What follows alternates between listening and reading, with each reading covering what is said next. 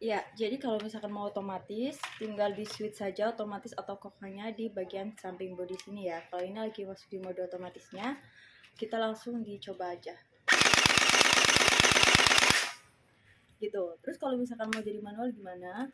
Ini di switch, ya kan? Terus tarik di bagian samping sini.